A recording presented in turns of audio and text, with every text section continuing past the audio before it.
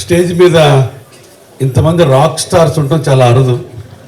ఎందుకని మాట్లాడుతుందంటే ఆధ్యాత్మికంగా చిన్నజీయర్ స్వామి గారు కొన్ని లక్షల కోట్ల మందికి గురువు గారే కాదు, ఆయన రాక్ స్టార్ కూడా. అట్లానే పాలిటిక్స్లో రాక్ స్టార్ టీజీ వెంకటేష్ గారు, ఇంకా బిల్డింగ్లో జూపూడి గారు. సో మా brother rock star in many things. So ఇంతమంది పెద్దల సమక్షంలో ఈరోజు ఇది చాలా మంచి విషయం. భాస్కర్ అన్నట్టు ఈయన నా శిష్యుడు, నా ఆల్మోస్ట్ లైక్ మై సన్. చాలా నేర్చుకొని ఆర్థోపెడిక్స్ జాయింట్ రిప్లేస్మెంట్స్లో నా one of my most important robotic joint replacement surgeons. నేను వాళ్ళ మామగారికి నేను చెప్పేది ఏంటంటే, ఈయన నా దగ్గర నుంచి మీరు తీసుకోవద్దు, అర్థమైందా?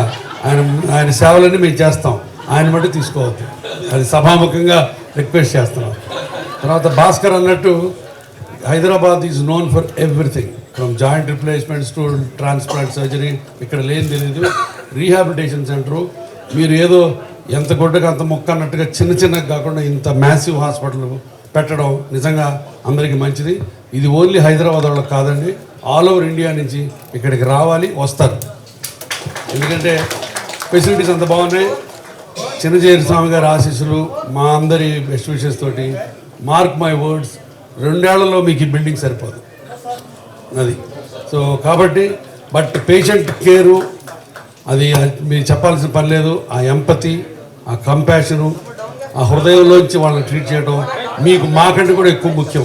ఎందుకంటే పేషెంట్స్ కొంతమంది రికవరీ కాలేని పరిస్థితుల్లో వస్తారు, కొంతమంది చివరి టెర్మినల్ స్టేజ్లో వస్తారు. అప్పుడు ఎంత ఫిజికల్ ఇన్ఫ్రాస్ట్రక్చర్ ఉందో అంత ఇమోషనల్ ఇన్ఫ్రాస్ట్రక్చర్ ఉండాలి.